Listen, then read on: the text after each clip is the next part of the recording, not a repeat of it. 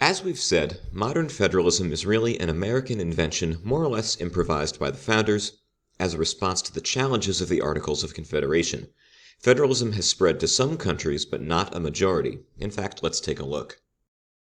There are only around 20 countries in the world that both use federalism and are at least semi-democratic. Many of these, like India and Brazil, have large land areas and populations, but some smaller democracies also use federalism, like Belgium and Switzerland. Notice that both Belgium and Switzerland are multilingual, however. As good political scientists, when a practice is uncommon worldwide, we think that calls for deeper inquiry. So we're going to look at the advantages and disadvantages of federalism. I'm going to give 4 major advantages followed by 4 disadvantages. First, having 2 levels of government can be a safeguard. If one government violates people's rights or fails to serve people's needs, you can look to the other as a solution. Alexander Hamilton pointed out this advantage. This balance between the national and state governments forms a double security to the people. If one encroaches on their rights, they will find a powerful protection in the other.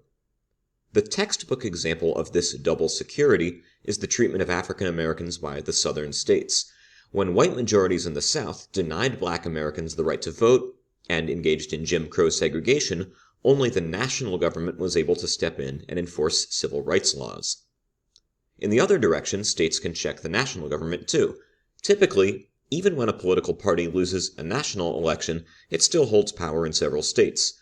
This gives the opposition party a base from which it can try to block national policy, bringing lawsuits and trying to slow down new programs. For example, Republican states, like Missouri and Texas, have delayed or blocked President Biden's programs like student loan forgiveness by bringing lawsuits. The double security of federalism can give citizens more than one place to turn if they feel a level of government isn't addressing their problems. Californians felt the national government wasn't doing enough to regulate air pollution, so that state, on its own, passed stricter standards for auto emissions. Many Democrats felt that President Trump wasn't doing enough to fight COVID. Blue state governors declared states of emergency, passing lockdowns and mask mandates at the state level even as the national government was taking fewer steps. 2. Federalism represents local opinions, allowing regions with different political wishes to each make their own laws. Americans have very different political beliefs depending where you travel. Federalism allows us to agree to disagree. Michigan and Texas don't have to agree on the death penalty. If a majority in Texas favor it and a majority in Michigan are against, both majorities can have their way. You can have some states that have low taxes and low services, like New Hampshire, while other states, like New York, have higher taxes and more services. For example, New York has among the highest taxes in the country, but also offers free college tuition to families below a certain income level. An important situation that is still playing out is abortion law. For decades, under the rule of Roe v. Wade, abortion was considered a national right, available, at least in theory, in every state. But in 2022, the Supreme Court made a landmark change. The court overturned Roe in the decision Dobbs v. Jackson Women's Health. This allowed states to ban abortion on a state-by-state basis. Now, a majority of Americans are pro-choice, and most states still allow abortion, but some states, especially in the South, have banned it. One might say that the state-by-state approach is a reasonable compromise as it respects local opinion. However, there are plenty of Democrats and Republicans who want to return the abortion issue to the national level because they want abortion to be either legal or illegal nationwide.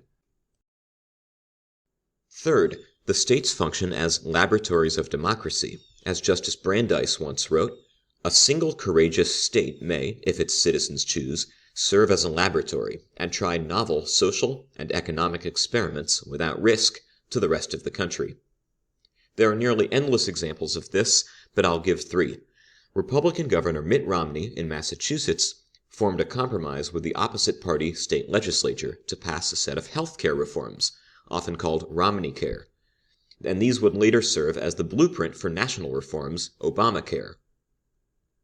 When Colorado first legalized recreational marijuana in 2012, it sparked a small movement. Dozens of other states, including Michigan, followed in Colorado's footsteps. Wyoming started the move towards women's suffrage. letting women vote as early as 1869, a full 51 years before the 19th Amendment gave women this right nationally. Finally, federalism increases the opportunities for political participation.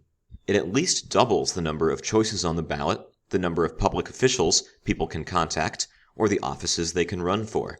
State government has served as a training ground for politicians before they seek national office. President Barack Obama got his start in the Illinois legislature, and before him, Presidents Bush and Clinton were the governors of Texas and Arkansas.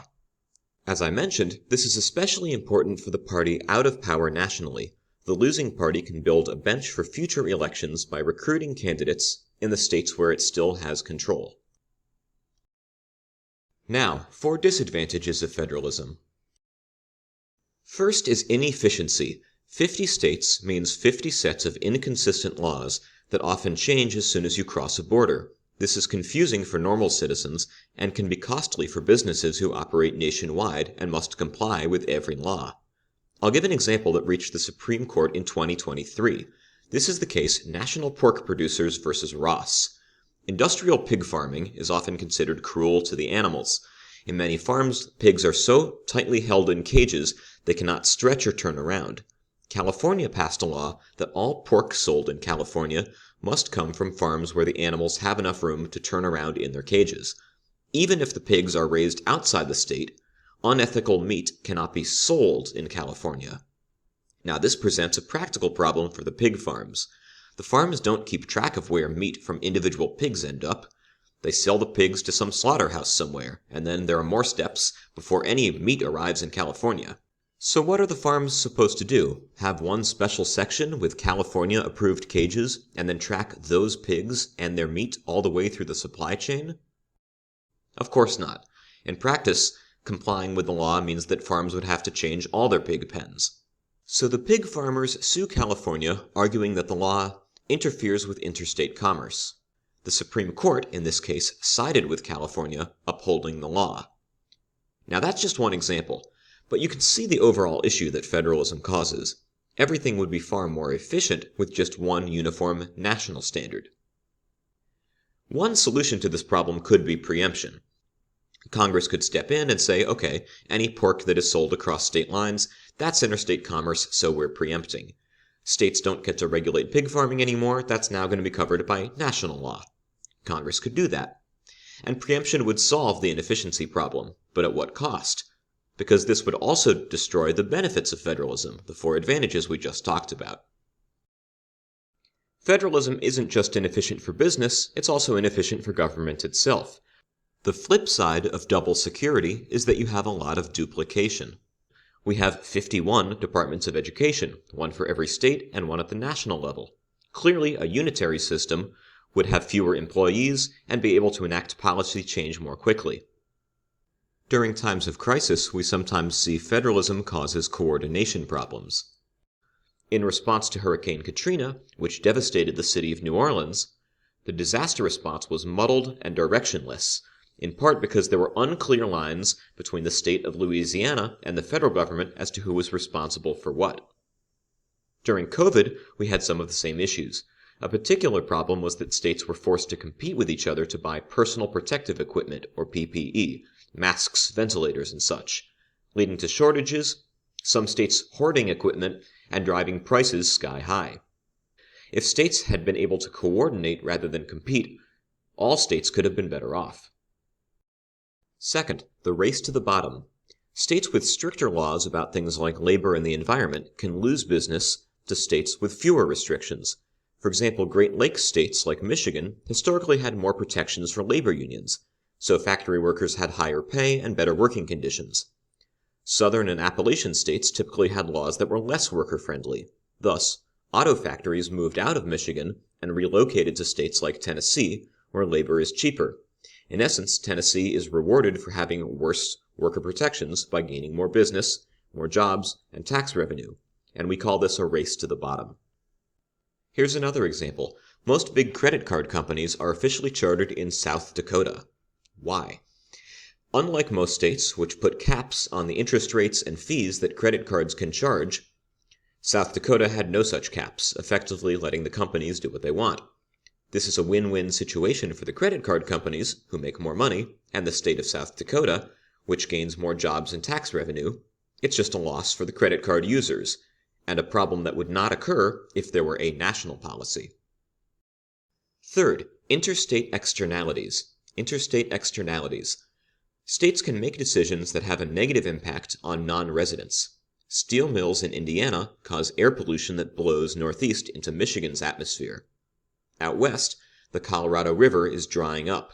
If upstream states draw out too much water, there won't be enough water for states further down the river. This can also happen in non-environmental areas. Take law enforcement. If one state has legalized drugs, or makes it very easy to purchase guns, and a neighboring state wants to ban the drugs or have more restrictive gun laws, the more restrictive state is not going to succeed. Those goods are going to flow across the border no matter what you do. Republicans often complain about the same idea when it comes to immigration enforcement. Some cities effectively choose not to enforce immigration law. The local police will look the other way instead of reporting illegal immigration to ICE, the federal agency. These are called sanctuary cities. But this policy has impact beyond those cities' own borders, as those undocumented migrants can then move elsewhere. Finally, federalism can cause a lack of accountability and voter confusion. In political science, accountability means this: when an action is taken, do voters know who is responsible? When something goes wrong, can they blame the right person? Under our system of federalism, the answer is often no. Many Americans are confused about which level of government is in charge of what. Very few people know who their state representatives are, which makes it hard to hold those people accountable. And before you say, oh, Americans are just ignorant, realize that our system really does ask more of voters than other democracies. In the United Kingdom, in a typical election, a voter might make exactly one vote, their member of parliament. It's a much simpler system compared to the complexity of ours, as you can see with this example of a typical American ballot that goes on and on. The timing is also trickier. In the UK, they typically have elections every 5 years. In the US, we have elections every 2, and some states, like Virginia, even have important elections in odd-numbered years. A related problem is voter fatigue. Some voters may be burned out by frequent elections and not participate. They decide the whole thing is too complicated and not show up, or leave large portions of their ballot blank, which defeats advantage 4, increasing political participation. I hope this lecture gave you a balanced picture of the strengths and weaknesses of American federalism. In the next few lectures, we'll talk about the specific powers of the states and the national government.